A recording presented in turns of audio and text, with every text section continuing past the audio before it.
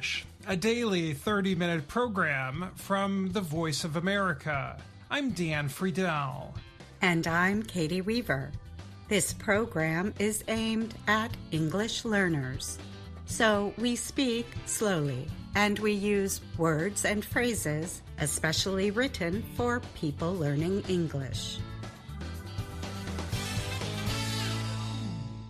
Today on the podcast, we have a wide range of stories for you.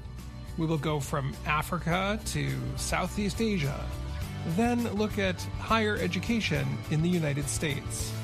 We will close the show with a conversation about the chilly or cold weather some people have been experiencing during the Northern Hemisphere's winter. Gregory Stockel joins us today to tell about the plans Australian mining companies have to start digging for lithium in Thailand. The metal is important for electric vehicles. Then, Jill Robbins and I have this week's Higher Education Report. We look at how a 40-year-old computer commercial made a difference to the field of study known as user experience. After that, Katie has this week's Words and Their Stories. We talk about words and phrases that go along with cold weather expressions. But first, here's Dan Novak with this story about rhinos in Kenya. Kenya began its biggest rhino relocation project earlier this month. Workers began the difficult work of moving 21 of the endangered animals to a new home. They each weigh around 1 metric ton. A previous attempt at moving rhinos in the East African nation was a disaster in 2018. All 11 of the animals died. The latest project experienced early troubles. A rhino targeted for moving was successfully hit with a tranquilizer shot from a helicopter, but ended up in a creek. Veterinarians and park rangers held the rhino's head above water with a rope to save it, while a tranquilizer reversal drug took effect. It was then released. Wildlife officials have said that the difficult project will take time, likely weeks. The black rhinos are a mix of males and females. They are being moved from 3 conservation parks to the private Loisaba Conservancy in central Kenya, the Kenya Wildlife Service said. They are being moved because there are too many in the 3 parks. They need more space to roam and hopefully to breed. Rhinos generally spend time alone and are at their happiest in large territories. Kenya has had some success in saving its black rhino population. In the mid-1980s, the rhino population fell below 300 because of poaching, raising fears that the animals might go extinct in a country famous for its wildlife. Kenya now has nearly 1,000 black rhinos, says the Wildlife Service.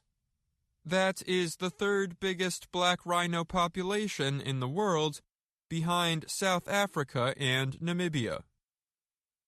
There are just 6,487 wild rhinos left in the world, says rhino conservation group Save the Rhino. All live in Africa. Kenyan officials say they have relocated more than 150 rhinos in the last 10 years or so. 6 years ago, Kenya moved 11 rhinos from the capital, Nairobi, to another sanctuary in the south of the country. All died soon after arriving at the sanctuary. 10 of them died from stress, lack of water, and starvation, which was worsened by salt poisoning as they struggled with saltier water in their new home, investigations found. The other rhino was attacked by a lion. Some of the 21 rhinos in the latest relocation are from Nairobi National Park. They will make a 300-kilometer trip in the back of a truck to Loisaba, Others will come from parks closer to Loisaba. Loisaba was once home to a healthy black rhino population before they were wiped out in that area 50 years ago, said Loisaba Conservancy CEO Tom Sylvester. Kenyan wildlife officials say the country is aiming to grow its black rhino population to about 2,000. They believe 2,000 would be the best number considering the space available for them in national and private parks. I'm Dan Novak.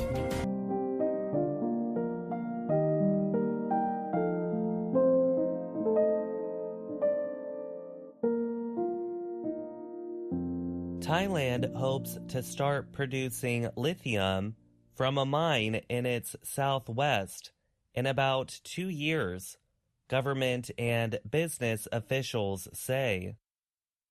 The mine could help the country become a center for electric vehicle, or EV, production. Lithium is a metal critical to EV battery production.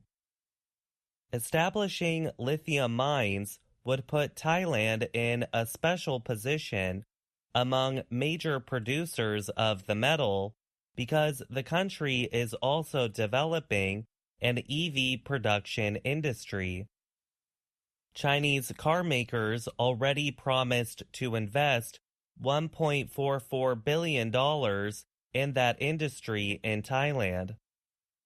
The Australian company Miner Pan Asia Metals is preparing to register for mining permits in March for the relocation project. The project is taking place in the country's Phang area. The property could also include the proposed Bong Tom mine. Pan Asia's leader Paul Locke told Reuters that the company is optimistic about starting lithium chemical production from relocation by early 2026. Thailand's Department of Primary Industries and Mines, or DPIM, predicts that the relocation site could produce about 164,500 tons of the metal. That would be enough to produce at least 1 million EV batteries of 50 kilowatt hours, said DPIM Director General Adidat Vasinonta. The official said mining could begin there in about 2 years. And Pan Asia's Paul Locke says the mineral resources at Bong Tom might be 10 to 70% larger than relocation. Experts do not know how much reachable lithium exists in Thailand. Major suppliers of the metal include Australia, Argentina, Chile, and China. Thailand is Southeast Asia's largest automobile producer and exporter. It wants EVs to account for 30% of its yearly automobile production by 2030. Narit Turtsadira Sukdi is Secretary General of the Thailand Board of Investment. He said the government has supported 38 battery production projects, including those for EV use, with total investment at $659.4 million.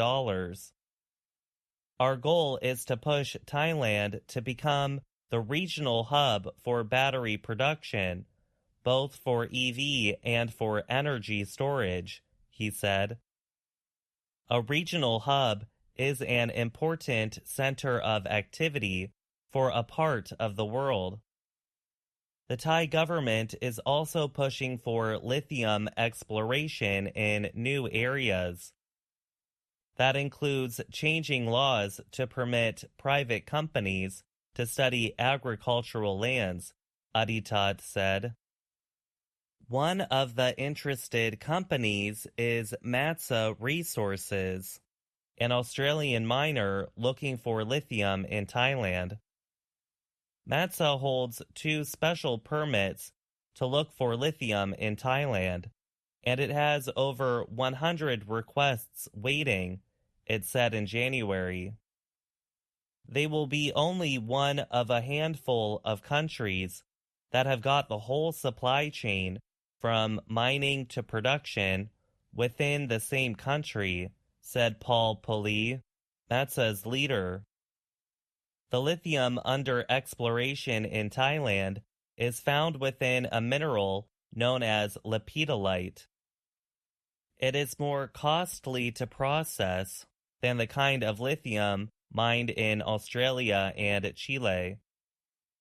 Matsa and Pan Asia said they are in discussions with Chinese companies to process the lepidolite mineral. Chinese companies have experience producing lithium from lepidolite in Jiangxi province. I'm Gregory Stockel.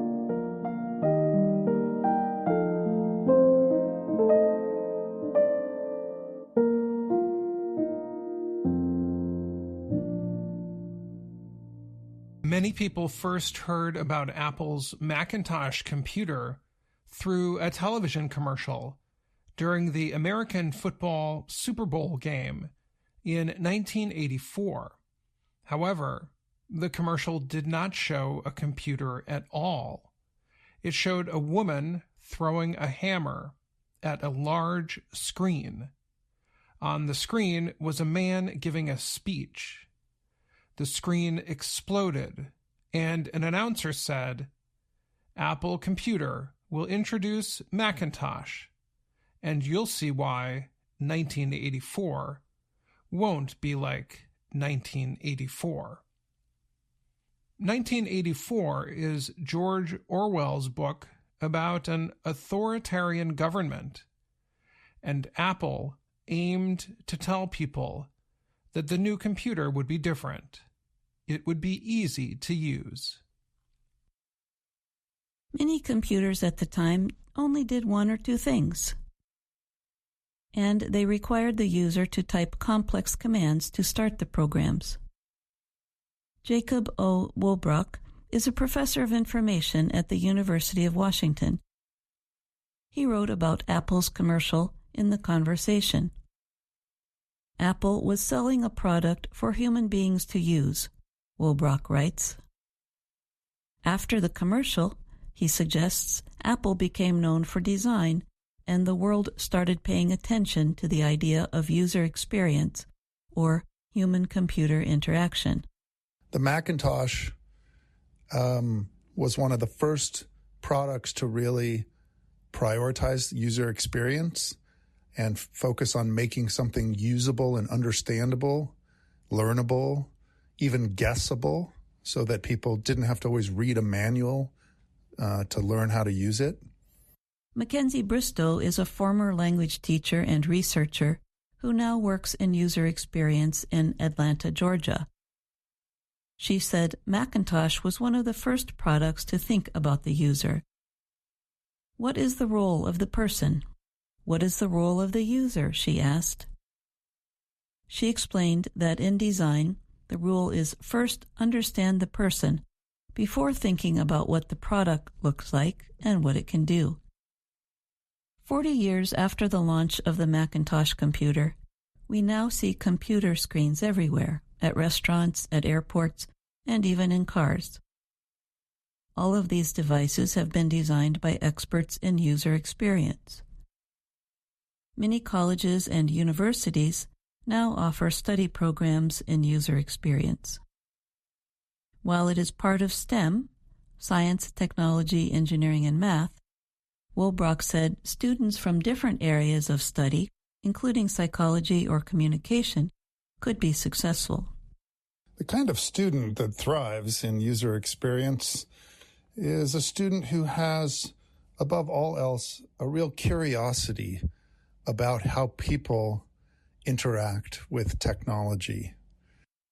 And students whose first language is not English can absolutely do well in user experience. One of those students is Kartik Sundaram of India. He studied computer science at the University of Michigan and chose user experience for his graduate study. He finished last year and is now teaching the subject. I never felt like I had a personal desire to pursue computer science, he said. He called the work very isolating. For fun, he took a photography class. While in the class, he met someone who was studying in the User Experience Research and Design program. He told me about how, it's like this blend of design and people and technology. And that kind of lit a fire in my heart to say, like, okay, this seems a lot more interesting. Let's jump right in. Let's learn more about it and let's apply to that school. Sundaram said user experience is good for people who are personable and good at making connections. Some of those are called soft skills, he said. And the soft skills really matter.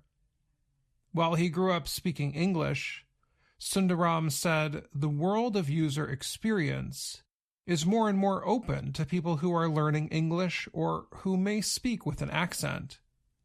I don't think it's an expectation that your English is flawless, he said. Bristow said the ability to speak more than one language is kind of a superpower in user experience, because those people are comfortable interacting with many different kinds of people.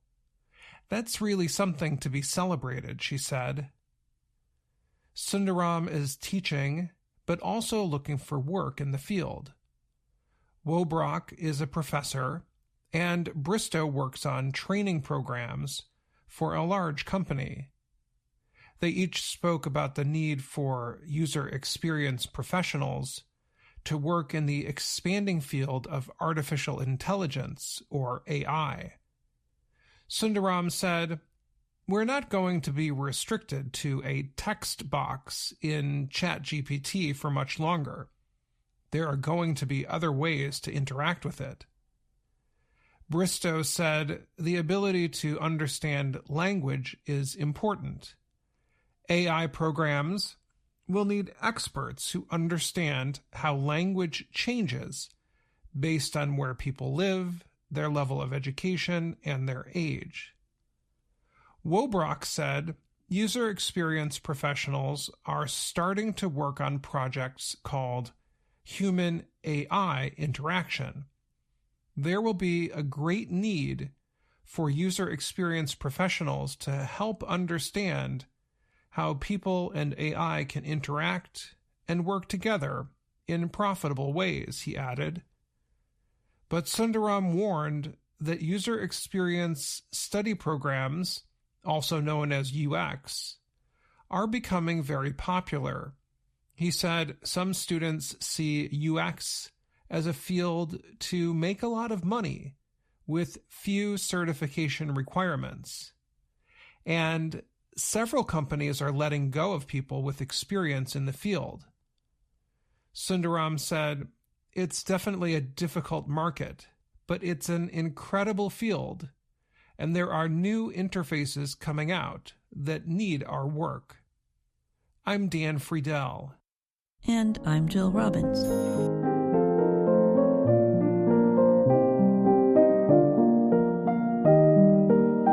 And now, words and their stories from VOA Learning English. On this program, we explore words and expressions in the English language. We give definitions, examples, notes on usage, and sometimes we use them in short conversations. In a recent science report, we explained about a weather system called the polar vortex. It caused a snowball effect on extreme weather around the world. The event led to record-high temperatures in many parts of the world. But much of North America had to deal with extreme cold. Some areas recorded temperatures as low as -20 degrees Celsius. In an earlier Words and Their Stories program, we explained how to use the expression snowball effect to describe a situation where one action or event causes many other similar actions or events. Are you thinking that there must be many more English expressions related to snow, ice, and cold weather? You are right. The term snowball effect is just the tip of the iceberg. Or, to put it another way, we have many more expressions in American English related to the cold weather. So, today we will explore some winter words and expressions. In the dead of winter, many people like to skate on frozen lakes. But watch out! You don't want to skate on thin ice. That is dangerous. If it breaks, you could fall into the cold, dark water below. You could even drown. So the expression skating on thin ice serves as a warning. For example, if a friend is always late to work, you might tell him he is skating on thin ice with his employer. But you might not want to say anything to your friend. Maybe it is none of your business when your friend arrives at work. So you decide to put your warning on ice. To put something on ice means to suspend action on something, a temporary halt. In fact, today a coworker asked me to put my project on ice, so I would have time to help her with today's lesson. When we put food on ice, we preserve its quality for a time. We can wait to eat it later, and it will still be good. What about when we break the ice, though? That sounds dangerous, right? However, it just means reaching out personally to a stranger, like in this example. Hi, Matt. Have you met our new teacher, Jennifer? No, not yet. Why don't you break the ice and introduce yourself this afternoon? I certainly will. Ice is not all we might face in winter. Sometimes the snow is so deep we cannot even get out of the house. At those times, you might say, "There is a snowball's chance in hell. I'm leaving home today." Hell is fiery and extremely hot. A snowball has no chance at survival there. So the expression describes something that is impossible. Now that we are stuck inside the house, we say we are snowbound or snowed under. And we often use snowed under to describe a situation in which we have too much work to do. American children usually love a snow day.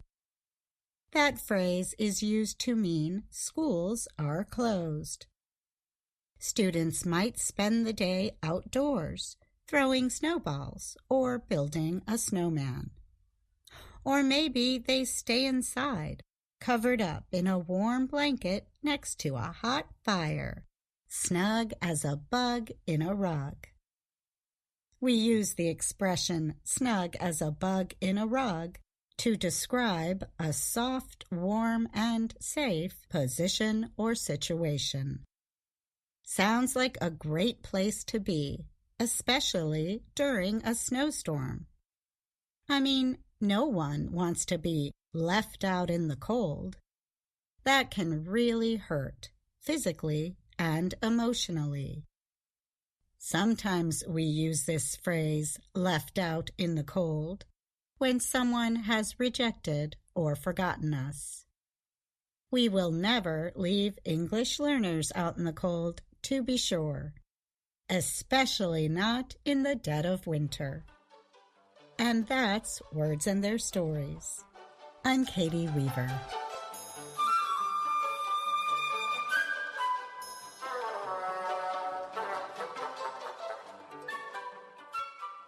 I'm Dan Friedel, and you're listening to the Learning English podcast.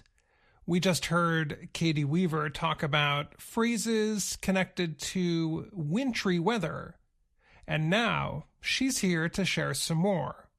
Thanks for not giving us the cold shoulder, Katie. Ha ha, Dan.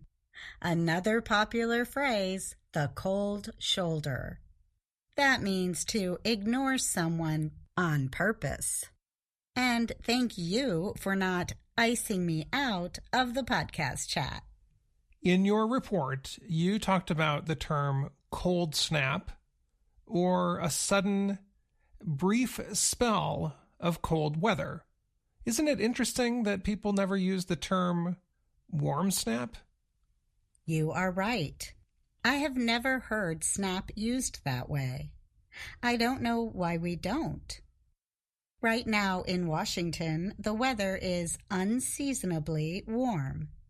We are experiencing a sudden, brief period of warmth. But we call that a warm spell, not a warm snap. Katie, spell in this case, we should explain for our listeners, means a period of time, nothing to do with using letters to make words. You could also talk about heat by saying a heat wave, but usually that means a number of very warm days in a row. Katie, you must be glad that going outside today does not require a heavy coat. True. I am enjoying this break from sweater weather. And a sweater is a piece of clothing, often made of thick wool or cotton. They help keep you warm when it is cold outside. So if it's sweater weather, it is chilly. Katie, do you have any favorite sweaters? I do, Dan. My husband's parents brought it back from Ireland as a gift to me. It is a very thick sweater made of pure wool. Pure as the driven snow wool? Dan, you have all the winter expressions out today. But yes, it is 100% wool, pure as the driven snow. Can you explain what the word driven means? I mean, why not just say pure as snow? Good question. I think it is because driven means the snow has just fallen or blown. It is yet untouched by people or animals. It's unmarked. That sounds about right, Katie. Driven by the wind into fluffy piles of snow. Anyway, the snow is all gone in Washington now. I'm going to head out for a walk, and you know what? I'm not even going to wear a coat. Good for you, Katie. You can go sit a spell outside, listen to the birds, and enjoy the city's warm spell. You got it. Thanks for having me on the show, Dan. What a blast. And that's the Learning English podcast for today. Thanks, Katie, for joining me for that conversation. I hope we don't have too many cold days ahead. And thanks also to all of my VOA colleagues who worked on today's program. Most importantly, thank you for listening. For more, visit our website at learningenglish.voanews.com. I'm Katie Weaver. And I'm Dan Friedel.